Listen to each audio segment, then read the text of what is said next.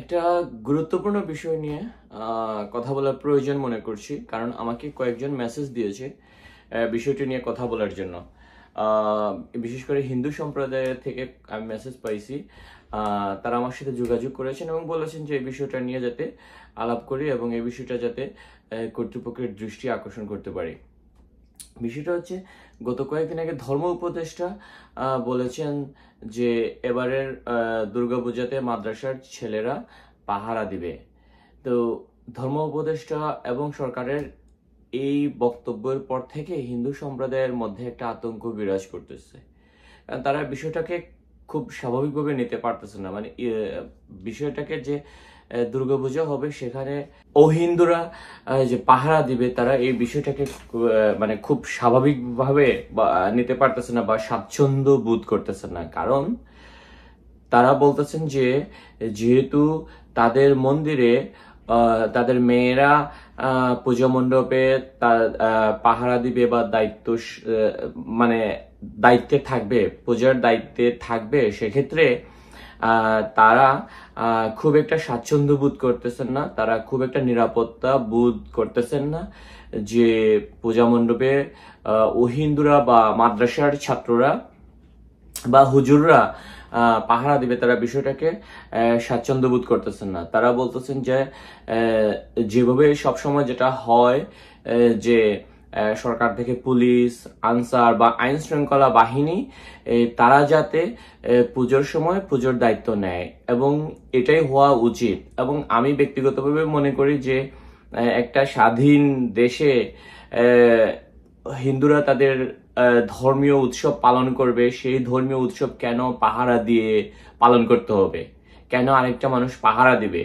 এটা তো একটা স্বাধীন দেশের জন্য লজ্জার, একটা দেশের প্রশাসনের জন্য লজ্জার, সরকারের জন্য তো বিষয়টা খুবই লজ্জার যে মানে সংখ্যালঘু সম্প্রদায় বা মুসলিমরা তাদের ধর্মীয় উৎসব পালন করতেছে, সেটার জন্য নিরাপত্তা দেওয়া, অতিরিক্ত নিরাপত্তা দিতে হইতেছে, অতিরিক্ত ভাবে চিন্তা করতে হইতেছে, পাহারা দিয়ে তারা তাদের ধর্মীয় উৎসব পালন করতেছে। বিষয়টা তো অত্যন্ত একটা রাষ্ট্রের জন্য লজ্জার। এটা তো একটা ব্যর্থ রাষ্ট্রের বৈশিষ্ট্য। ব্যর্থ রাষ্ট্রের যে দেশে এমন কিছু কেউ আছে, এমন কোন সংগঠন আছে বা কোনো ব্যক্তি আছে, সম্প্রদায় আছে যারা উক্ত ধর্মীয় অনুষ্ঠানে আক্রমণ করতে পারে, ক্ষতি করতে পারে। তো বিষয়টা তো লজ্জার। কেন সেখানে পাহারা দিয়ে পূজা উদযাপন করতে হবে? কেন পুলিশের পাহারা লাগবে? কেন আনসার পাহারা লাগবে? কেন র্যাবের পাহারা লাগবে? কেন আইন শৃঙ্খলা বাহিনীকে মাথা ঘামাতে হবে, অতিরিক্ত ভাবে মাথা ঘামাতে হবে? এটা তো ব্যর্থ রাষ্ট্রের পরিচয়। এটা তো কোনো সভ্য রাষ্ট্রের বৈশিষ্ট্য হইতে পারে না। দ্বিতীয়ত যে বিষয়টা হচ্ছে যে আমরা দেখেছি যে গত যে এই ইউনূস সরকার ক্ষমতা আসার পরেই প্রথম আক্রমণটা হয়েছিল হিন্দু সম্প্রদায়ের বাড়ি ঘরে আক্রমণ হয়েছিল, তাদের মন্দিরে আক্রমণ হয়েছিল, তাদের প্রতিমাতে আক্রমণ হয়েছিল, ভাঙচুর করা হয়েছিল।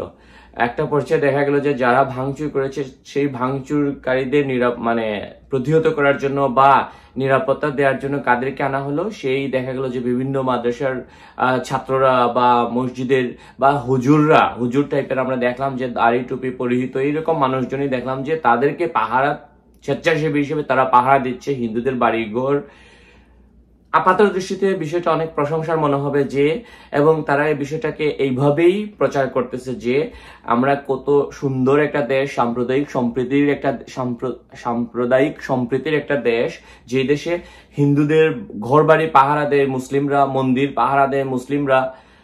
বিষয়টা শুনতে আপনি যদি যুক্তিবোধহীন হয়ে থাকেন, আপনার মাথায় যদি মানে ব্রেন যদি কাজ না করে, ব্রেন যদি যুক্তি দিয়ে চিন্তা করতে না পারে, তাহলে আপনার কাছে মনে হবে কত সুন্দর একটা দৃশ্য, এর চেয়ে ভালো দৃশ্য আর কি হইতে পারে। কিন্তু আপনার যুক্তি বুদ্ধি, আপনি যদি সুশিক্ষায় শিক্ষিত একজন মানুষ হয়ে থাকেন, তাহলে আপনি দেখবেন যে, চিন্তা করে দেখবেন যে বিষয়টা আপনার জন্য অনেক লজ্জার। কারণ আপনি কাকে পাহারা দিচ্ছেন? ধরেন একজন মুসলিমরা পাহারা দিচ্ছে হিন্দুদের পূজা মণ্ডপ। আপনি চিন্তা করে দেখেন তো, এই মুসলিমরা কাদেরকে পাহারা দিচ্ছে? মুসলিমরা পাহারা দিচ্ছে, তাদের মুসলিম ভাইয়েরা এসে এই মন্দির ভাঙচুর করতে পারে, প্রতিমা ভাঙচুর করতে পারে, বাড়িঘর জ্বালায়া দিতে পারে, বাড়িঘর ভাঙচুর করতে পারে। তো কারা? তাদেরই ধর্মের ভাইয়েরা, অর্থাৎ তাদের ধর্মের ভাইদেরকে পাহারা দিচ্ছে তারা। মানে বিষয়টা তো মুসলিম সম্প্রদায়ের জন্য তো খুবই লজ্জার, তাই না? মানে পাহারা দিতে হবে কেন? তাহলে তো আপনার উচিত যারা আপনাদের যে ভাইয়েরা যারা এগুলা ভাঙচুর করতেছে, যাদেরকে আপনি পাহারা বসাচ্ছেন, সেই পাহারা না দিয়ে আপনার উচিত তাদেরকে প্রতিহত করা, যে তারা যাতে এসে এগুলা ভাঙে না। তার মানে আপনি, এটা তো কখনো গর্বের হয় না, তাই না? এটা তো অত্যন্ত লজ্জার যে আপনি মুসলিম এবং আপনার মুসলিম ভাইয়েরা এসে অমুসলিমদের ক্ষতি করবে, অমুসলিমদেরকে নিরাপত্তাহীন করবে। অমুসলিমরা আতঙ্কে আছে, আপনাদের ভাইয়ের আতঙ্কে দিন কাটাচ্ছে অমুসলিমরা। এটা তো আপনি মুসলিম হিসেবে তো আপনাদের লজ্জার। আপনি যখন বলবেন যে আপনার ধর্ম শ্রেষ্ঠ ধর্ম, আপনার ধর্ম শান্তির ধর্ম, আপনি যখন এগুলো প্রচার করবেন, এগুলো যখন দাবি করবেন, তখন এই বিষয়গুলো তো আপনার জন্য লজ্জার, তাই না? যে আপনি মন্দির পাহারা দিচ্ছেন। আপনাকে কেন মন্দির পাহারা দিতে হবে? আপনার তো ওইটা কাজ না। যদি সেটা দিতে হয় সেটা সরকার দিবে। সরকারও দিবে কেন? কাদের ভয়? কারা এখানে আক্রমণ করবে? নিশ্চয়ই হিন্দুরা না। হিন্দুদের মন্দির পূজাতে হিন্দুরা নিশ্চয়ই আক্রমণ করবে না। বাংলাদেশের প্রেক্ষাপটে যদি বলি, তাহলে মুসলিমদেরকে পাহারা দিচ্ছে, তাই না? এটা তো মুসলিমদের জন্য লজ্জার, তাই না? এটা তো কখনো গর্বের হয় না। তারপর আমরা দেখলাম যে তারা এসে পাহারা দিচ্ছে ওই হিন্দুদের মন্দিরের সামনে, তারা আজান দিচ্ছে, ওইখানে নামাজ পড়তেছে। আপাত দৃষ্টিতে অনেকের কাছে মনে হইতে পারে এটা অত্যন্ত সুন্দর দৃশ্য। না, কেন? আপনার মসজিদের সামনে গিয়ে কি হিন্দুরা তাদের পূজা করতে পারবে? বা পূজা করাটা উচিত হবে? বা সেখানে তাদের প্রার্থনা করা উচিত হবে? আচ্ছা, আপনি হয়তো বাংলাদেশে আছেন, এই জন্য বিষয়টা উপলব্ধি করতে পারছেন। ধরেন আপনার ভারতের কথাই যদি আমি ধরি, মনে করেন ভারতে কোনো মসজিদে কেউ উগ্রপন্থীরা আক্রমণ করতে পারে, তাই না? তো সেখানে জুমার নামাজ পড়তেছে, হিন্দুরা পাহারা দিচ্ছে, এবং তখন তারা কি করলো? একটা পর্যায়ে তারা ওইখানে তাদের পূজা শুরু করলো, হ্যাঁ, বা তাদের হিন্দুদের ধর্মীয় কাজ শুরু করলো। তখন বিষয়টা আপনার মসজিদের সামনে এটা করাটা আপনি কি খুব ভালোভাবে নিবেন? ভালোভাবে নিবেন না, তাই না? বিষয়টা অবশ্যই সুন্দর দেখে না। তাহলে আপনি তাদেরকে তাদের মন্দির পাহারা দিয়ে তার মন্দিরের সামনে আপনি নামাজ পড়া শুরু করলেন, আপনি সেখানে আজান দেওয়া শুরু করলেন, তাহলে তো আপনার উদ্দেশ্য এখানে তো অন্য কোনো উদ্দেশ্য। আপনি যদি সত্যি সত্যি মানে কোনো কিছুর প্রত্যাশা না করে, আপনি যদি নিঃস্বার্থ ভাবে আপনি যদি কিছু করতে চান, তাহলে তো আপনাকে এটা তো করার দরকার নাই। আপনি নামাজ পড়বেন, আপনার বাংলাদেশে তো আপনি এখানে যদি হোঁচট খান, আরেক জায়গাতে উঠবেন গিয়ে সেখানে মসজিদ পাবেন। অর্থাৎ বাংলাদেশে আনাচে কানাচে আমি দেখছি যে বিভিন্ন দুর্যোগের সময় যখন মুসলিমরা অমুসলিমদেরকে ত্রাণ দেয়, সাহায্য করে, তখন তারা কিন্তু নিঃস্বার্থভাবে এই কাজটা করে না। তারা ত্রাণ দিয়ে বলে যে বলেন আপনি মুসলিম হয়ে যাবেন, আপনি কি মুসলিম হবেন? বলেন কালেমা, হ্যাঁ, এগুলা বলে বলে তাদেরকে ত্রাণ দেয়, তাদের কাছ থেকে সেই ওয়াদাটা নিয়ে আসে, সেই প্রমিসটা আগে করায়, নইলে আল্লাহর বাণী কিছু শোনায়া দেয়, হ্যাঁ, এইরকম এগুলা করায়। আমরা শ্রীমঙ্গলে দেখেছি করোনার সময় তারা ত্রাণ দিয়েছে, তখন তাদেরকে এই শর্ত দিচ্ছে আপনারা মুসলিম হবেন, হইলে আমরা দিব।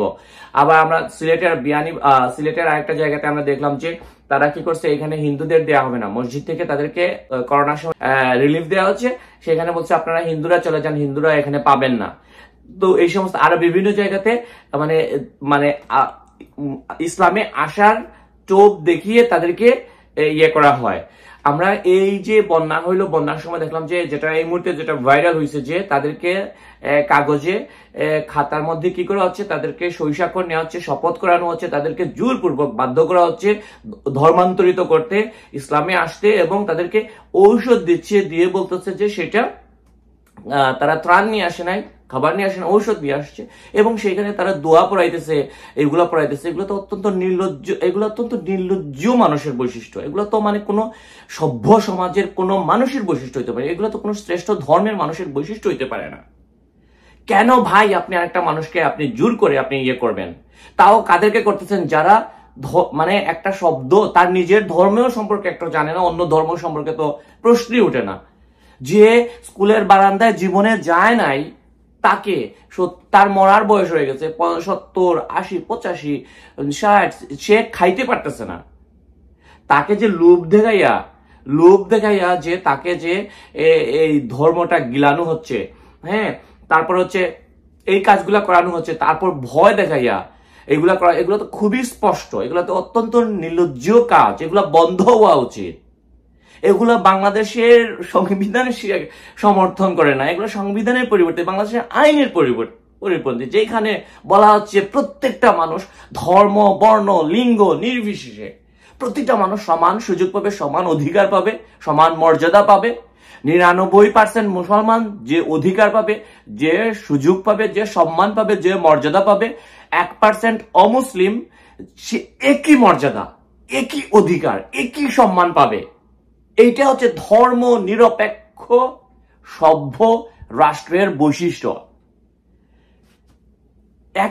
99.99% যদি একটা রাষ্ট্রে হিন্দু থাকে আর 0.1% যদি অহিন্দু থাকে, 99.99% হিন্দুরা যে সম্মান, যে সুযোগ, যে সুবিধা, যে অধিকার, যে মর্যাদা পাবে, 0.1% অহিন্দু একই জিনিস পাবে। কেউ বলতে পারবে না যে ভাই তোমরা তো সংখ্যায় কম, তোমরা এই জিনিসটাতে ছাড় দিতেই পারো না। কোনো সভ্য রাষ্ট্রে এটা বলতে পারে না, এটা বলা যায় না। এটা এখানে মানবিকতার কোনো স্থান আসবে না। এটা অধিকারের, একটা স্বাধীন দেশে একজন স্বাধীন নাগরিক হিসেবে এটা তার অধিকার। আপনি বাসে উঠছেন, গাড়িতে যাচ্ছেন, আপনি সেইখানে আপনার সিট দুই জায়গায় 2 বগিতে পড়ছে, আপনার বউ এক বগিতে, আপনার আরেক বগিতে। আপনি এই ক্ষেত্রে বলতে পারেন যে ভাইয়া আপনি যদি এখানে চলে যেতেন তাহলে আমরা একসাথে বসতে পারতাম। তারপরেও সেটা আপনি রিকোয়েস্ট করতে পারেন। উনি যদি সেই রিকোয়েস্ট রাখে তাহলে তো হইল। আমরা দেখি বিমানে এইরকম দেখা যায় এক একজনের সিট এক এক জায়গায় পড়ছে, কিন্তু সেইখানে অনেক জোর করলেও সেখান থেকে কেউ কাউকে উঠাইতে পারে না। হ্যাঁ, আর আপনি সেইখানে একটা অধিকার নিয়ে আপনি করতেছেন। তো এই জিনিসগুলা খুবই খারাপ কাজ, যেটা বলার জন্য আমি হঠাৎ প্রয়োজন মনে করছি যে এইটা যে হিন্দু সম্প্রদায়ের মানুষজন তারা এটা স্বাচ্ছন্দ্য বোধ করতেছে না যে পূজা মণ্ডপে তাদের মেয়েরা থাকবে, নারীরা থাকবেন, তারা স্বাচ্ছন্দ্য বোধ করতেছে না। হ্যাঁ, তারা চাইতেছেন রাষ্ট্র যাতে আইন শৃঙ্খলা বাহিনীর মাধ্যমে, সেনাবাহিনীর মাধ্যমে হোক, আনসারের মাধ্যমে হোক, পুলিশের মাধ্যমে হোক, র্যাবের মাধ্যমে, অর্থাৎ রাষ্ট্র যাতে সেটা নিশ্চিত করে। কোনো সাধারণ মানুষকে দিয়ে এইটা, বিশেষ করে যারা ধর্মীয় সম্প্রদায়ের যারা আছে তাদের মধ্য থেকে তারা এই জিনিসটা তারা চাচ্ছে না। এই জিনিসটা নিয়ে তারা খুবই উদ্বেগের মধ্যে আছে, আতঙ্কের মধ্যে আছে। এই জিনিসটা তারা চাচ্ছে না। এই জিনিসটা আমি সংশ্লিষ্ট কর্তৃপক্ষ যেন এটা যেন খেয়াল রাখে, এই জিনিসটা যেন ভাবে। এবং আমি জানি না ধর্ম উপদেষ্টা এই কথাটা বলে সে কি করতেছিল। এটা তো অত্যন্ত স্টুপিডের মতো একটা কাজ।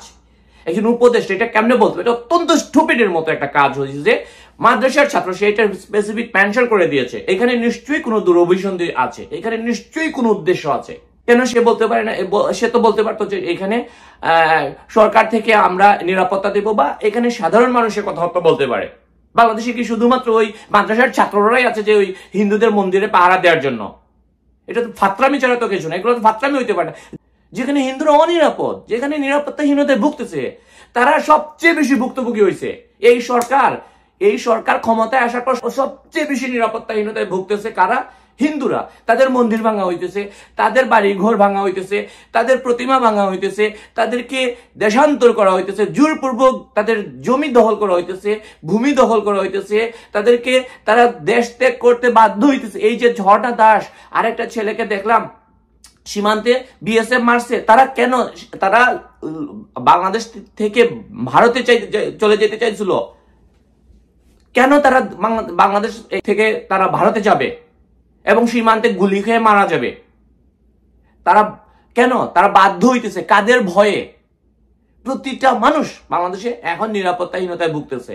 সংখ্যালঘু সম্প্রদায়ের কথা তো ঝিল দিতেছে, তাদের মেয়েরা নিরাপদ না, তাদের দেওয়াল লিখন পর্যন্ত মুছে ফেলা হচ্ছে। এই ধর্ম প্রতিষ্ঠা অত্যন্ত স্টুপিডের মতো একটা কথা বলতেছে। আমি রাষ্ট্রকে মানে আমি অবৈধ সরকার আমি কি বলবো, আমি নিজেই বুঝতে পারতেছি। এই সরকারের প্রতি আমার এত বেশি ঘৃণা